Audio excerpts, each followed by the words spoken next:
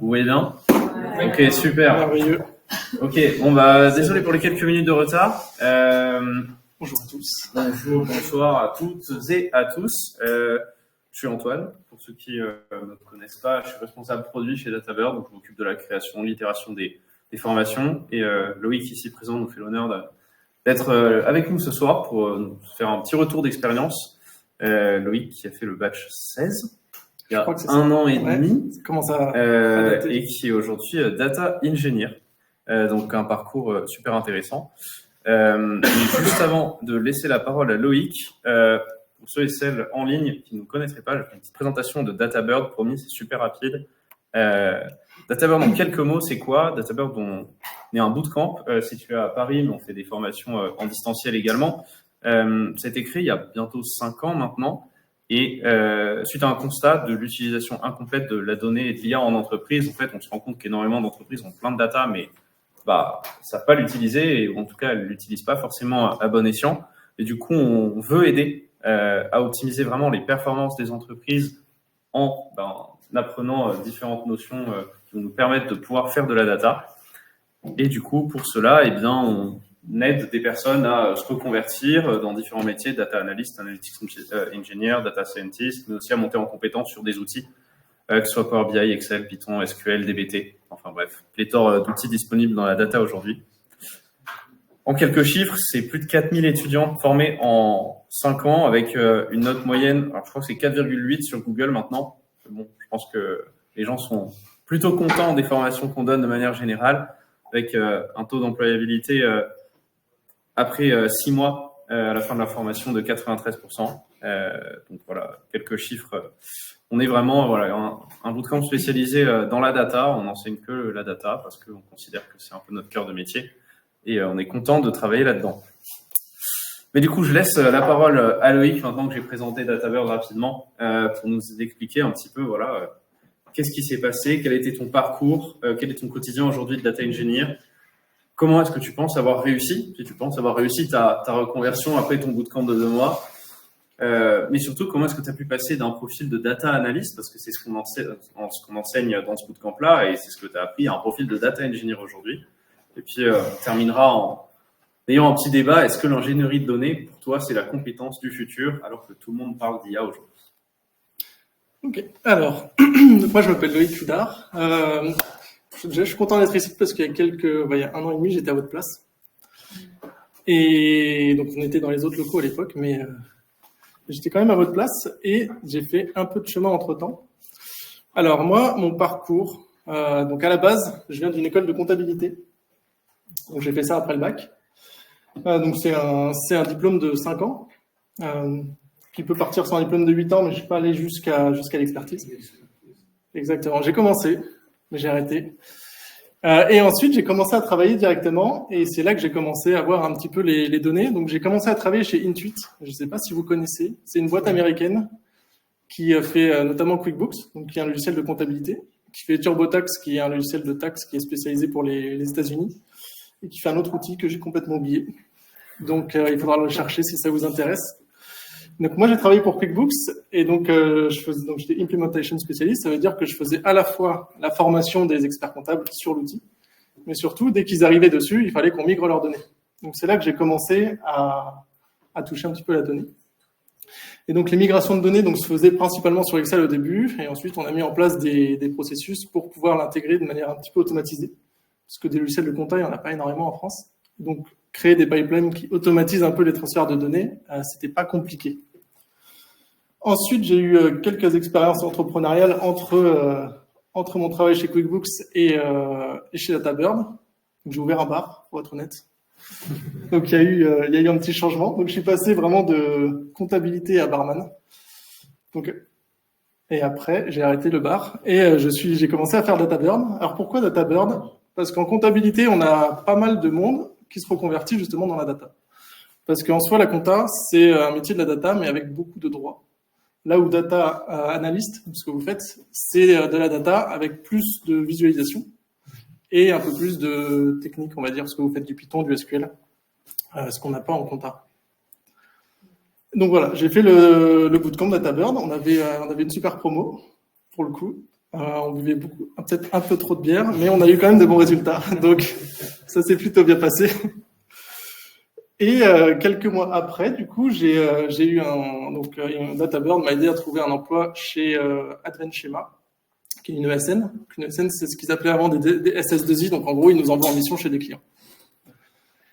Et là, ça fait quasiment un an et demi que je suis chez eux. Donc, ils m'ont recruté à peu près à Noël. Donc, c'était un beau cadeau. Et j'ai commencé en janvier de l'année dernière. Et effectivement, j'avais à la base la même formation que vous, donc data analyst. Et j'ai commencé du coup à devenir data ingénieur directement chez eux. Donc, ils m'ont plongé dans le bain tout de suite, sans phase de transition. Mais vous allez voir qu'au final, ça se rapproche un petit peu. Alors, en gros, dans la data, vous avez actuellement 3 grands pôles. Vous avez les data ingénieurs, les data analystes et les data scientists. Donc, data ingénieur, c'est moi, du coup. Le but, c'est de faire en sorte que la donnée arrive d'un point A à un point B et qu'elle soit digeste. En gros, c'est les 2 objectifs. Alors, aujourd'hui, je vais beaucoup caricaturer, soyez prêts. Donc, data ingénieur, on fait en sorte que la donnée arrive, donc c'est comparable un peu à un plombier. Donc, vous allez voir, en fait, on va gérer beaucoup de flux de données et on va faire en sorte qu'elle arrive déjà au bon endroit et qu'elle arrive en bon état, donc sans doublon, sans manque d'informations et avec pas mal de transformations entre-temps. Data analyst, c'est un peu plus le côté artistique, de mon point de vue. Donc, vous avez la donnée et l'objectif, c'est de faire en sorte de la transmettre aux personnes qui vont l'utiliser. Parce qu'avoir de la donnée, ça ne sert pas à grand-chose si personne l'utilise. Vous avez les métiers qui vont vous dire, tiens, j'aimerais bien avoir tel indicateur parce que j'ai besoin de suivre mon chiffre d'affaires, j'ai besoin de vérifier où sont mes clients, j'ai besoin de... Enfin, vous avez plein de possibilités. Et vous pouvez soit les mettre en place sous forme de tableau.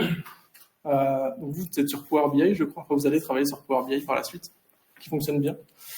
Vous avez soit des tableaux, soit vous aurez pas mal de données que vous allez devoir extraire sous forme Excel parce que Excel reste un grand incontournable.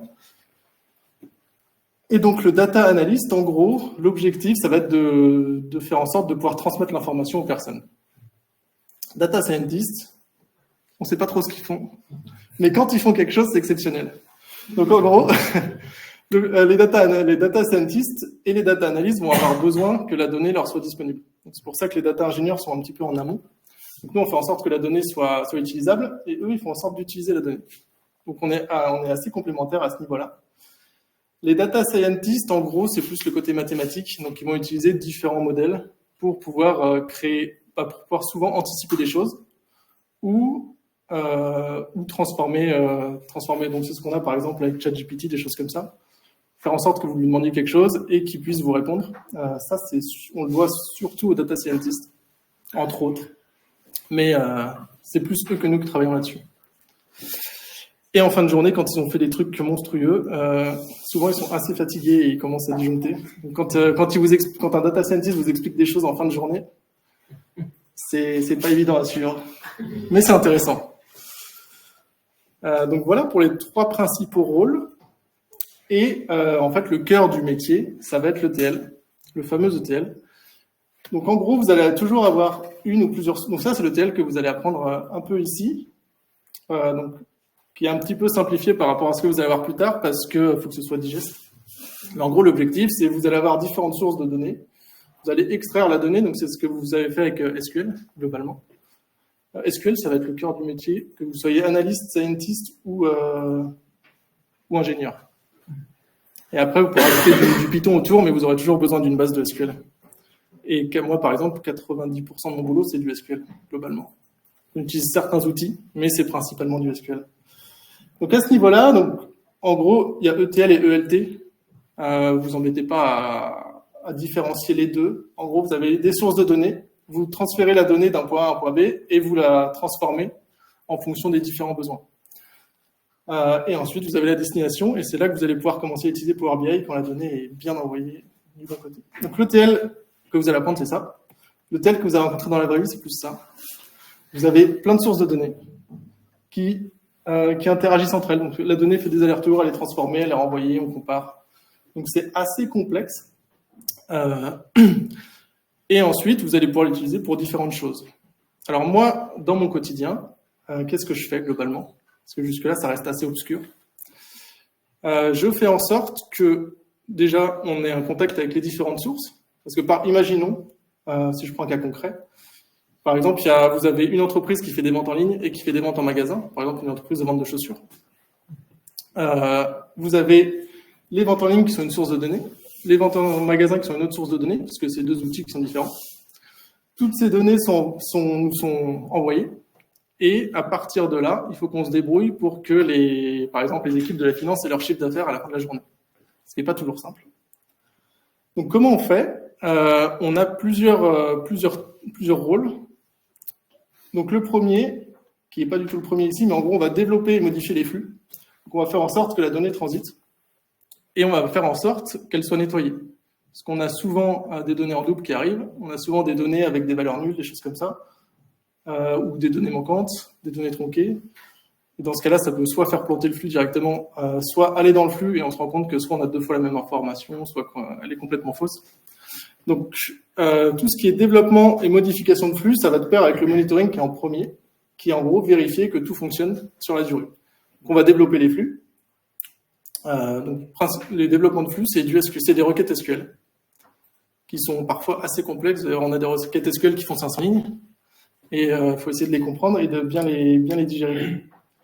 Vous avez des requêtes SQL qui sont utilisées via ce qu'on appelle des ordonnanceurs. Donc, en gros, c'est des outils qui vont prendre vos requêtes et qui vont les lancer une par une. Et le but, c'est qu'à la fin, tout soit bien transformé. Donc, au niveau des différents flux, vous avez donc les flux qu'on développe. On vérifie donc via le monitoring que tous les flux fonctionnent bien. Et pour ça, on a des outils qui nous permettent de contrôler que les différents jobs, donc les différents flux sont pas tombés KO. Ils tombent souvent KO. Mais on se débrouille. Et pour ça, on a ce qu'on appelle, donc souvent on a des équipes d'ouverture. Le matin, à 8h du matin, il y a toujours une personne qui se lève avant les autres, qui vérifie si les flux sont tombés KO ou pas. Si jamais il y a eu des KO, soit on le corrige, soit on envoie une communication aux différentes équipes pour leur dire bon, ça c'est KO, on va le réparer dans la journée. Et du coup, c'est pour ça que j'ai mis le Power Rangers en haut. Vous allez avoir besoin beaucoup de vos équipes parce que souvent, vous avez les bases de données qui sont énormes et vous ne maîtrisez pas tout non plus. Il y a énormément de tables. Quand c'est des KO que vous avez vus régulièrement, vous dites bon, ça je l'ai déjà vu, je sais à peu près comment le traiter. Parfois, vous voyez une erreur, vous commencez à transpirer un petit peu et vous attendez, vous envoyez une communication et vous attendez vos collègues pour essayer de comprendre un peu ce qui s'est passé. Donc le monitoring, en gros, c'est ça. Donc, il y en a qui savent un peu plus tôt qui font les ouvertures. Ensuite, on se regroupe le matin, on essaie de voir où sont les différentes erreurs. S'il n'y a pas trop d'erreurs, on sait qu'on va passer une plutôt bonne journée. Si on a beaucoup, c'est un peu plus compliqué. Et ensuite, on commence. Donc on est tous plus ou moins spécialisés, mais on sait tous gérer l'ensemble du flux. Mais on a des spécialités. Il y en a qui sont spécialisés, par exemple, dans tout ce qui est vente en ligne. Il y en a qui sont spécialisés dans le développement des flux. Et donc, on travaille tous ensemble. Là où c'est important, c'est que vous soyez data ingénieur ou data analyst, vous allez avoir beaucoup de contacts avec les utilisateurs. Donc, ça peut être les équipes finance, les équipes de direction, ça peut être les vendeurs, peu importe, tous ceux qui vont utiliser la donnée au final. Et quand vous avez des KO qui ne sont pas vus au niveau du monitoring, c'est-à-dire que tous les flux fonctionnent bien, vous avez souvent les utilisateurs qui disent tiens, c'est bizarre que entre hier et aujourd'hui, j'ai 10 000% de chiffre d'affaires en plus, il y a peut-être une erreur. Donc les utilisateurs font partie des personnes qui vont vous remonter pas mal d'erreurs et qui vont pouvoir vous aider à... Enfin, ils vont pas vous aider, ils vont vous envoyer un message en disant ça marche pas, je suis pas content. Et vous allez devoir trouver une solution assez rapidement. Donc on travaille beaucoup avec les différents utilisateurs. Et on a par exemple, donc la partie QA testing, c'est pas mal ce que je fais, donc les tests de qualité. En gros, vous allez avoir pas mal de projets qui vont se lancer. C'est-à-dire, là, en l'occurrence, j'ai un exemple, il passe d'un outil de vente en ligne à un autre, parce que ça a différents avantages. Le problème, c'est que c'est deux outils différents. Donc, le premier fonctionne très bien, il est parfaitement intégré à la base de données. Le deuxième, on doit faire en sorte de l'intégrer à la base de données. C'est des flux qui sont très différents. En plus, on a les deux qui arrivent en même temps. Et donc là, on a toute une phase de test pendant laquelle on va vérifier que toutes les données remontent bien. Et on va surtout devoir faire la transition entre l'ancien outil et le nouvel outil. Et donc là, on a beaucoup de tests à effectuer, que ce soit pour vérifier que les données arrivent, pour vérifier qu'elles sont toujours de bonne qualité, et pour vérifier que ça ne fait pas tout planter. de manière globale. Et pour ça, on a des environnements qui sont dédiés. On a toujours des environnements de test, et quand tout est validé dans l'environnement de test, on peut passer dans ce qu'on appelle l'environnement de production, dans lequel il ne faut pas qu'il y ait d'erreur, globalement. Ensuite, malgré le fait que je sois data ingénieur, on fait quand même des différentes modifications de dashboard, donc de tableau de bord. Et ça, c'est plutôt la partie du data analyst, pour le coup.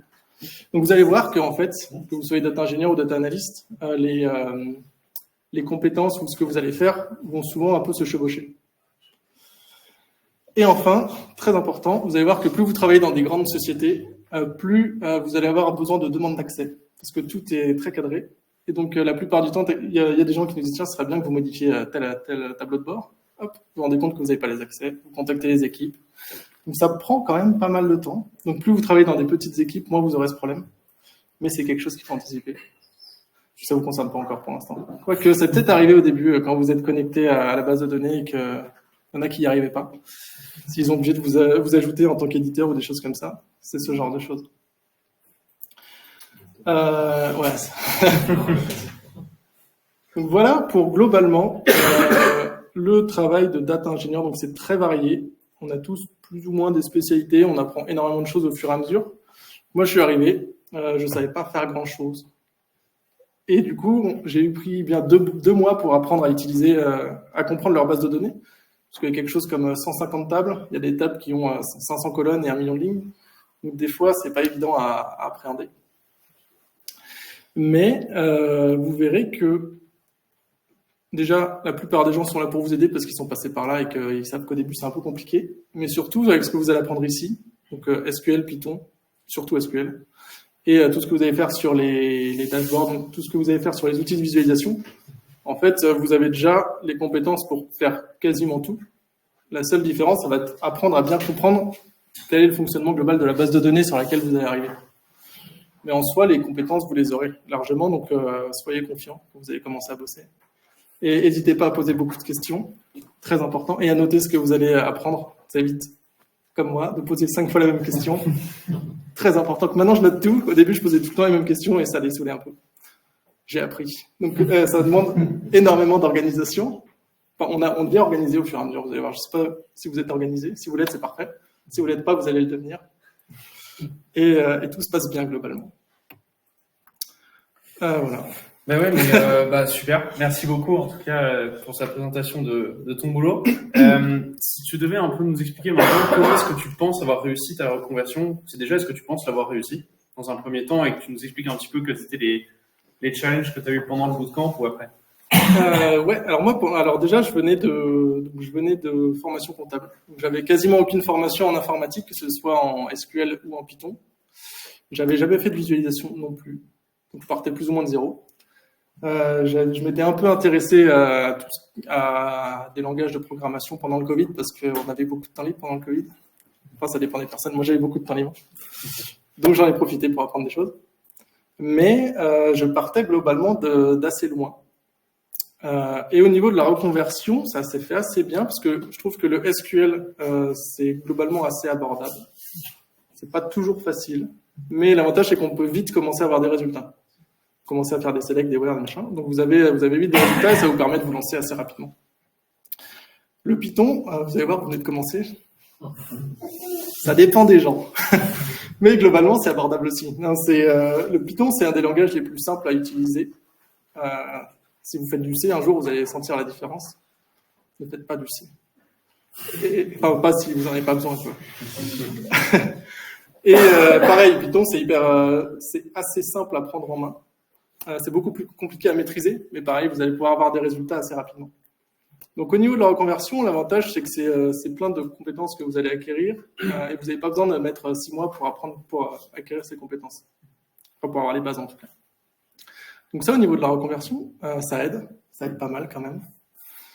Alors très important, je sais pas si c'est quoi, non c'est ça. Alors très important, vous allez voir que vous allez être tenté d'utiliser les IA.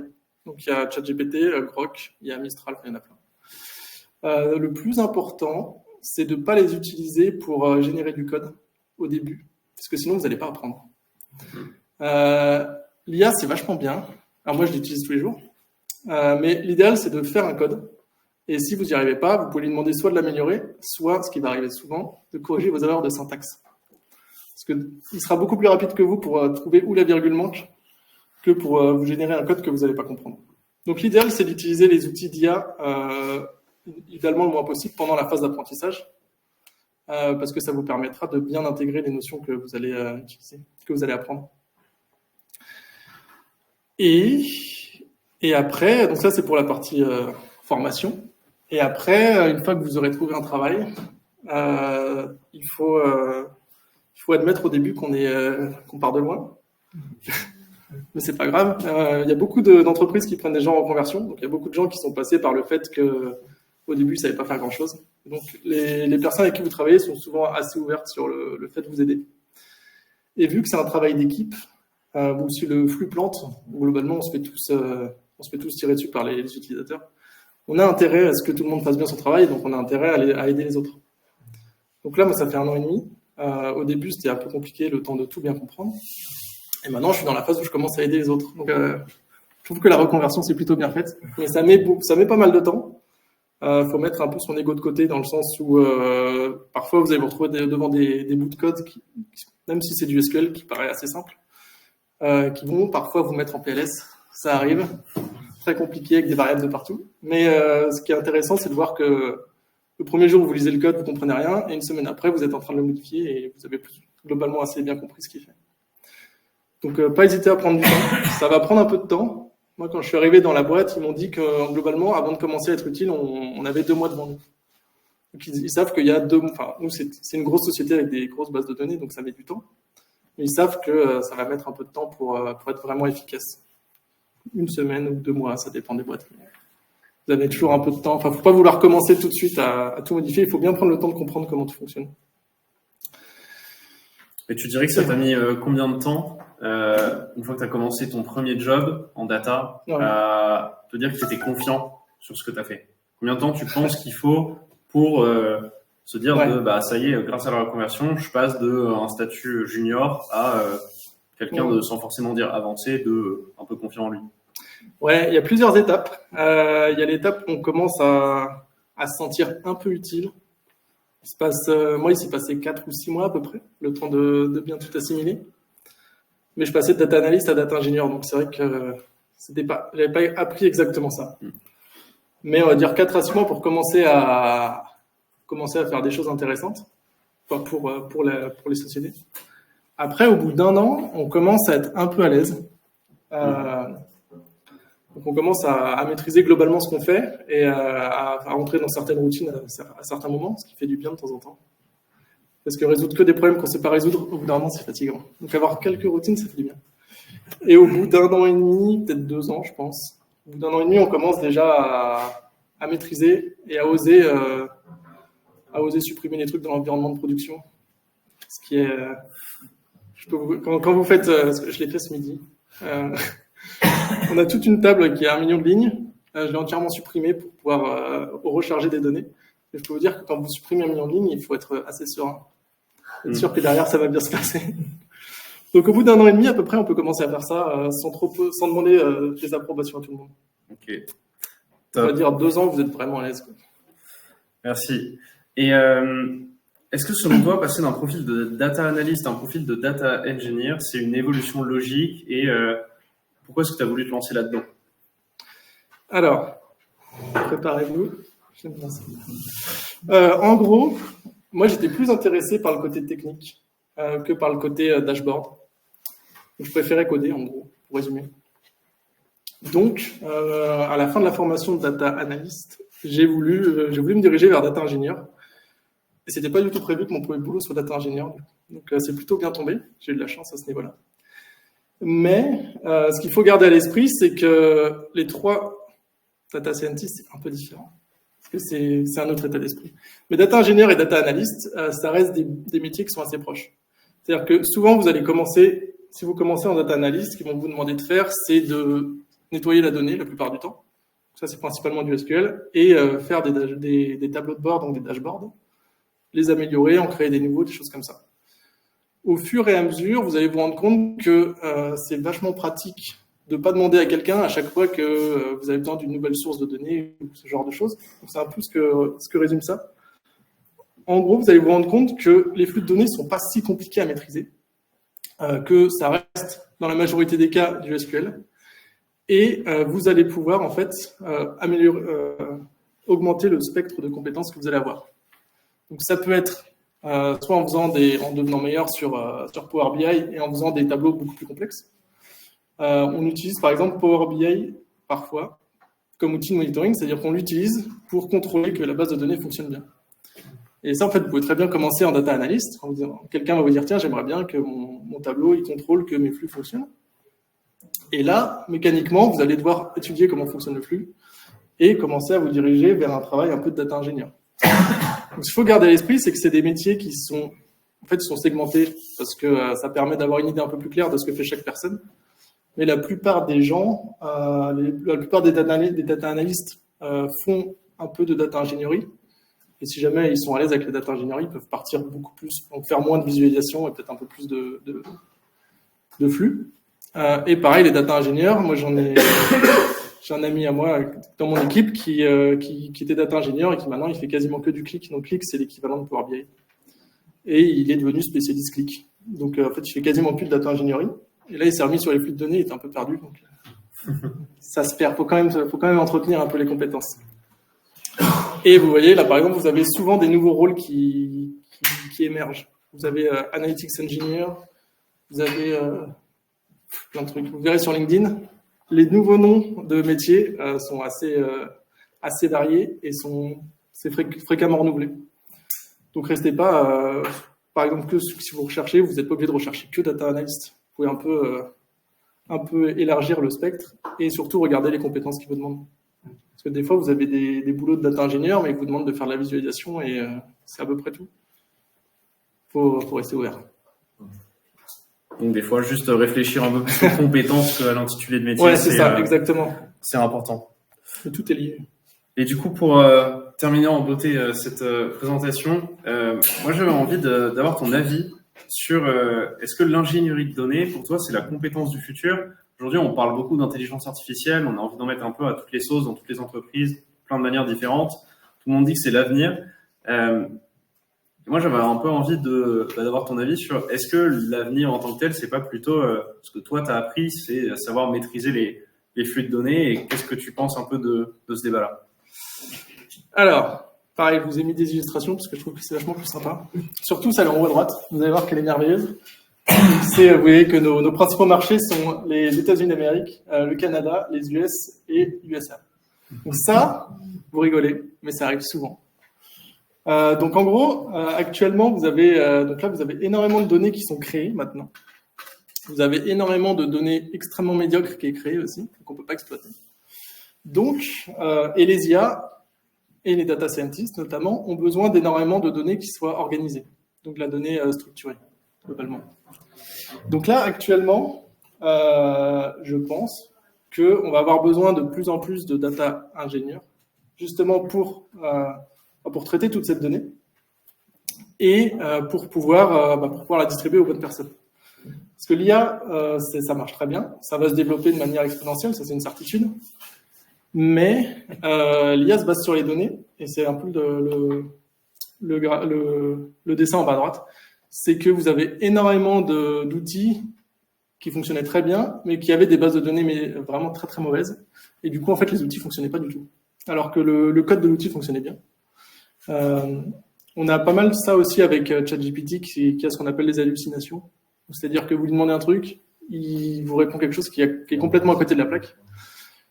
Tout ça, c'est des choses qui sont normales et qui sont liées en fait au fait que la qualité de la donnée est extrêmement importante et est de plus en plus importante parce que plus il y a de volume de données, plus il faut qu'on fasse en sorte de bien la trier et plus on a des risques d'erreur.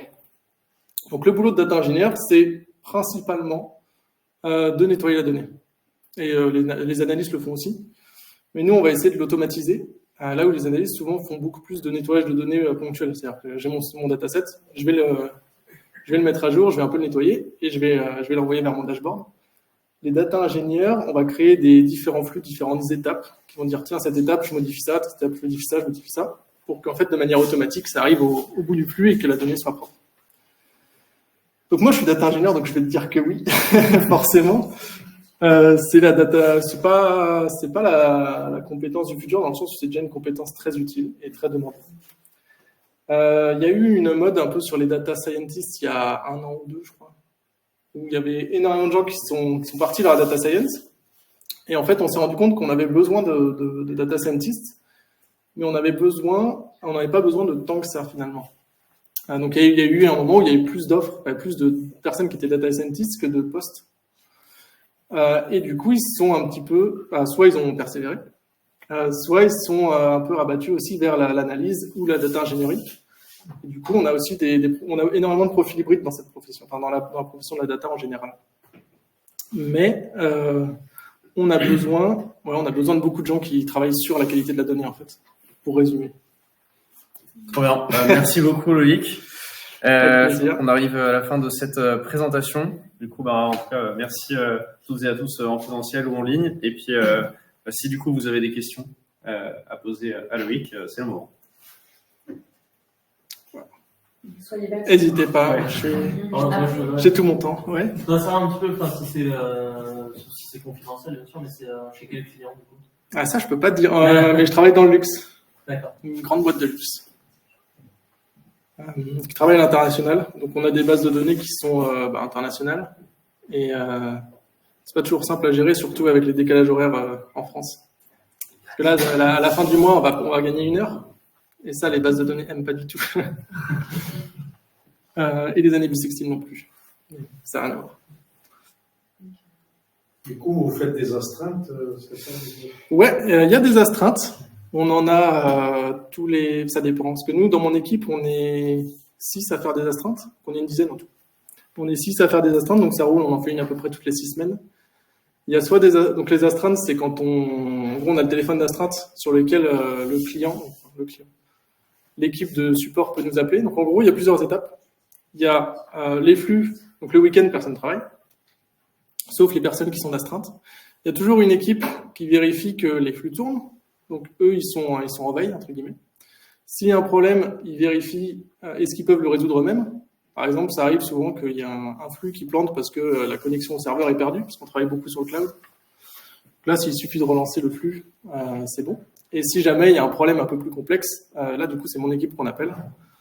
Et on a des astreintes. Ça m'est arrivé qu'on m'appelle à 5h30 du matin, par exemple, pour que je résolve un problème, qu'en plus, que je ne pouvais pas résoudre parce que c'était un problème d'éditeur. En fait, on avait donc on travaille sur Qlik, qui est l'équivalent de Power BI, que vous verrez, donc un outil de visualisation. Donc ils m'ont appelé à 5h30 pour me dire tiens, on n'a plus accès à nos rapports, est-ce que tu peux résoudre le problème? En fait, c'est juste que l'éditeur avait coupé ses serveurs, donc on ne pouvait pas faire grand-chose. Mais on a des cas comme ça où on ne peut pas faire grand-chose, et on a des cas où effectivement on a des données qui sont envoyées, qui sont erronées. Par exemple, au lieu d'envoyer un fichier avec 40 colonnes, ils en envoient un fichier avec 39 colonnes. Le flux plante, ça arrive. Et dans ce cas-là, nous, il faut qu'on arrive et qu'on trouve une solution. Donc, c'est plus ou moins simple. En fonction de l'heure, c'est vraiment plus ou moins simple. Et donc, on a des astreintes de temps en temps. Donc, on a les astreintes qui sont le week-end. Dans certaines boîtes, tu as des astreintes aussi la semaine. Donc, par exemple, du jeudi soir au vendredi matin. Et en plus, on a ce qu'on appelle les ouvertures, où on se lève un peu plus tôt, mais ça, c'est compris dans nos heures de travail, donc c'est un peu différent. Je ne sais pas si ça répond. Merci. Merci de votre présentation. Tu as mis combien de temps à trouver un travail entre la fin du bootcamp, à partir de la fin du bootcamp, et comment, par quel moment? Je répète juste la question parce que je suis pas sûr qu'en ligne nous entendre. Tu as mis combien de temps à trouver un travail entre le moment où tu as terminé le bootcamp et le moment où tu as du coup signé ton CDI? Oui, CDI, direct. Alors moi, j'ai eu de la chance, c'était assez rapide parce que il y a eu un partenariat avec DataBird où donc l'entreprise dans laquelle je suis actuellement est venue et a fait passer les entretiens directement dans les locaux. Donc, moi, ça a été assez rapide. On était plus d'une vingtaine à notre batch et on est 2 à avoir été pris. Donc moi et Gwen, qui est très sympa aussi. Donc moi j'ai trouvé rapidement, j'ai même quasiment trouvé pendant la formation du coup. Donc je suis pas forcément personne qui va vous donner le plus de conseils sur la recherche d'emploi. Mais du coup, DataBird a parfaitement fait son boulot dans ce sens-là. Et entre le moment où tu as rejoint ton ESN et où tu as été mise à dispo chez le client, il s'est passé quel décalage? Tu as appris chez le client ou tu as appris dans l'ESN? A été recruté sur Ah, CV, ouais, sur c'est ça. mission. Tu veux répéter? Oui, je vais répéter la question. Et du coup, entre le moment où tu es allé pour la première fois dans ton ESN et le moment où tu es allé chez ton premier client, il s'est passé combien de temps et quelles ont été les étapes, si on a eu? Ouais. Donc, en gros, dans les ESN, vous avez deux types de profils, enfin deux types de recrutement. Vous avez les recrutements sur profil. En gros, ils vont chercher une personne qui a certaines compétences et ensuite, ils vont essayer de trouver un client. Et ensuite, vous avez les recrutements, je sais pas comment ça s'appelle, mais où la mission est sur mission, voilà. Où les clients ont déjà une demande. Donc, en fait, ils ont besoin d'une personne avec des compétences très spécifiques. Et en fait, la mission a été trouvée avant le prestataire, donc moi. Moi, dans mon cas, j'ai été recruté sur mission. Donc, j'ai commencé tout de suite.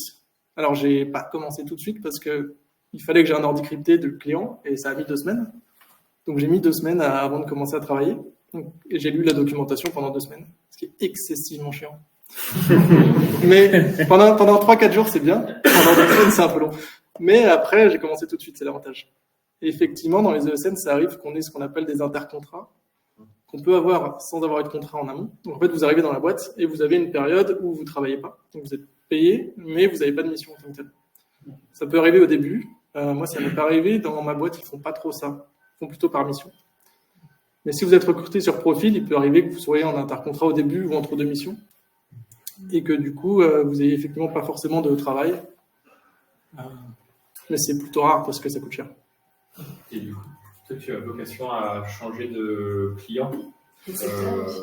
Ouais, alors, pareil, il y a 2 types de clients, enfin, il y a 2 types de missions. Nous, on a des clients qui sont reconduits.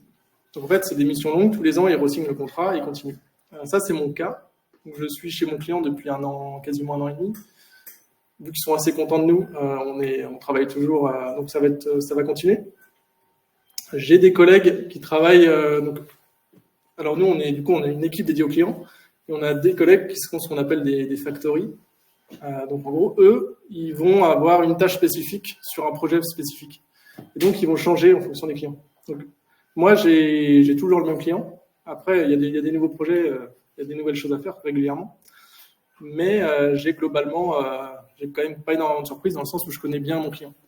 J'ai d'autres personnes qui sont, mais souvent, vous serez potentiellement dans des factories peut-être un peu plus tard. Parce que ça demande, vu que vous allez changer régulièrement de client, ça veut dire que vous allez changer potentiellement de technologie aussi, qui ne sont pas tous les mêmes outils. Et il faut que vous appreniez assez rapidement comment fonctionne leur base de données, ce qui n'est pas toujours rapide. Donc souvent, quand vous êtes plutôt en factory, c'est que vous êtes peut-être plus expérimenté et que vous avez fait la demande. Enfin, moi, je pourrais demander, par exemple, là, à changer de mission ou à passer en factory directement. J'aime bien ma mission, donc je reste dessus pour l'instant. Donc, en gros, vous faites du projet plus du support, c'est ça? Ouais. On fait on fait ce qu'on appelle du build et du run. Ouais. Exactement. Donc le run, c'est tout ce qui est monitoring, donc on vérifie que tout fonctionne. Et le build, ça va être tout ce qui est amélioration ou correction d'erreurs, mais vraiment là sur un point de vue développement. C'est le contraire. Le run, c'est amélioration. Le build, c'est la construction. Ouais, c'est ça. Construire un projet directement. Exact. En fait, le build, vous allez beaucoup coder, et le run, vous allez vérifier que tout fonctionne. Mais sans avoir de... Vous pouvez corriger la donnée, mais vous n'allez pas corriger le flux en tant que tel. Ça, c'est le travail du build. Et vous bossez en agilité ou Ouais, on travaille... On est flexible. Non, ouais, on travaille en agile. Ça dépend des équipes. Le build travaille en agile. Il travaille avec ce qu'ils appellent des... comment ça s'appelle ? Des sprints, exactement. Ils travaillent en sprint de 3 semaines. Donc ça dépend des équipes. Voilà. Donc le sprint, en gros, ça veut dire qu'ils vont fixer une période avec des objectifs très clairs. Par exemple, dans cette période, telle personne va développer tel flux. Et en fait, je veux dire, vous avez 3 semaines et ils vont découper les tâches sur ces 3 semaines, sur ce mois, ou peu importe la durée. Ça, c'est un sprint. Et à la fin du sprint, ils vont vérifier est-ce qu'ils ont atteint leurs objectifs, oui ou non. S'ils n'ont pas atteint, ils vont essayer de réévaluer parce que souvent, quand tu n'atteins pas ton objectif, c'est pas que tu n'as pas bien travaillé, c'est qu'il y a eu des problèmes qu'on n'avait pas anticipés. Et donc après, on repart sur... on fait le point sur les sprints en cours, on termine, et on fixe des objectifs pour les sprints suivants. Et c'est là, par exemple, qu'on peut avoir besoin Nous, on peut contacter des personnes qui sont dans les factories si on a des problèmes qu'on maîtrise pas forcément, que eux maîtrisent, donc on peut faire appel aux autres équipes. J'ai oublié la question. On vous fera un petit cours pour ceux qui sont en présentiel, de méthodologie agile, de gestion de projet, juste avant que vous démarriez vos projets, donc dans 5 semaines. 5 semaines. Il y a des questions en ligne. Ouais. Alors, il y en a une, c'est d'abord merci Loïc pour la présentation et les explications. Je suis contrôleur de gestion et j'aimerais me convertir en data analyst. C'est quoi ton plus gros défi lorsque tu avais commencé ta reconversion?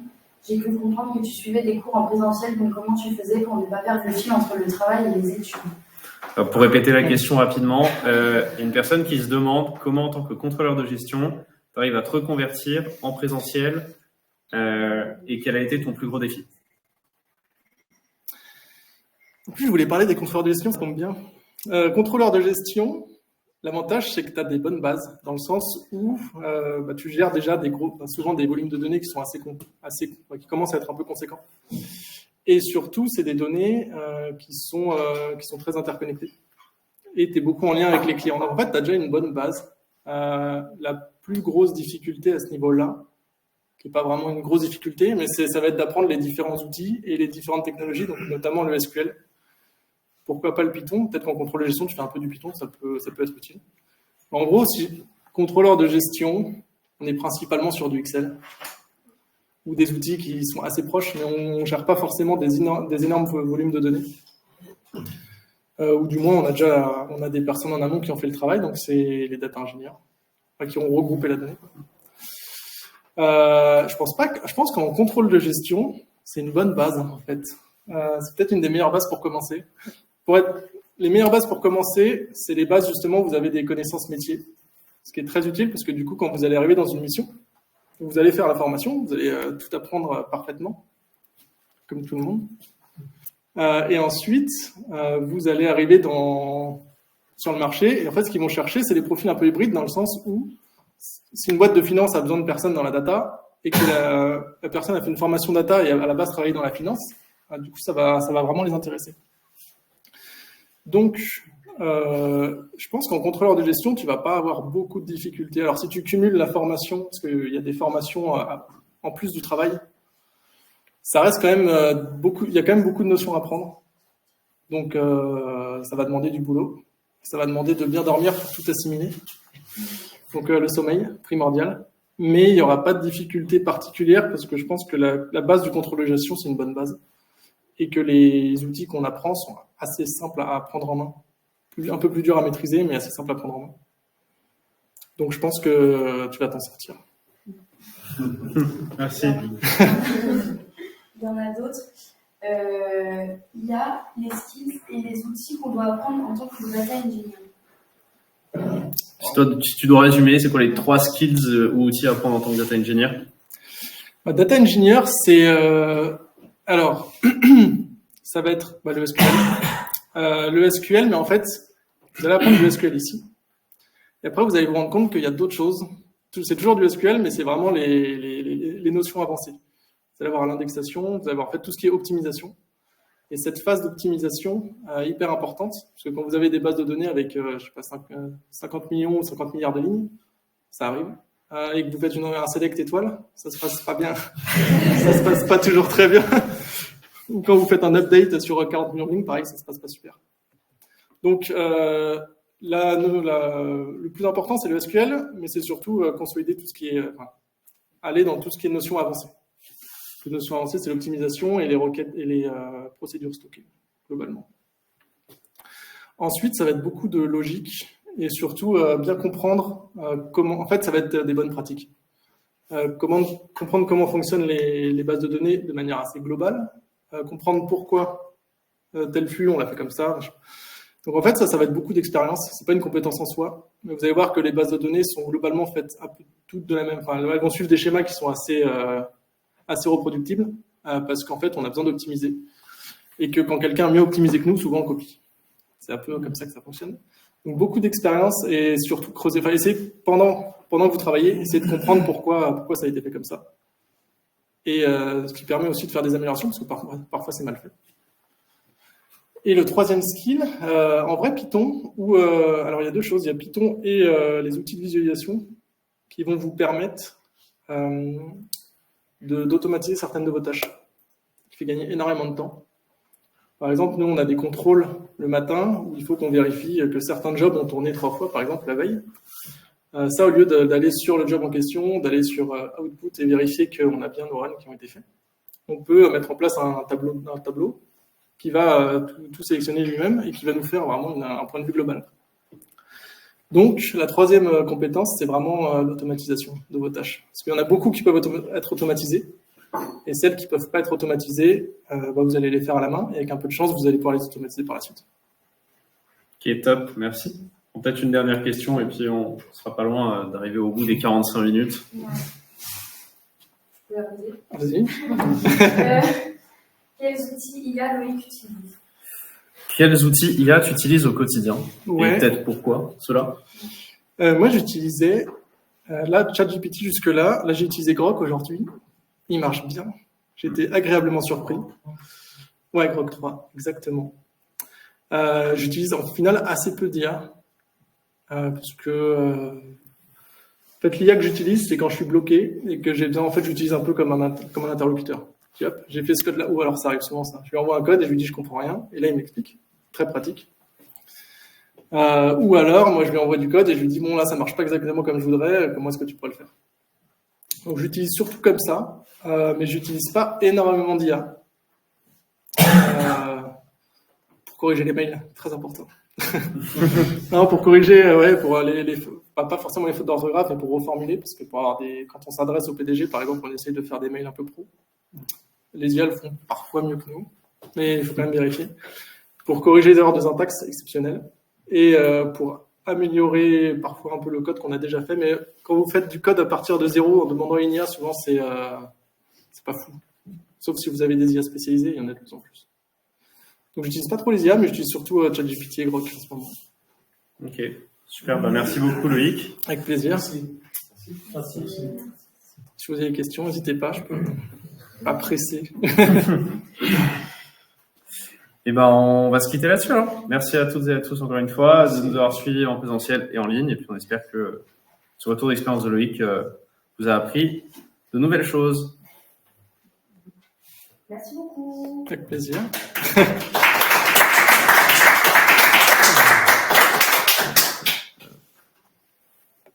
Ouf.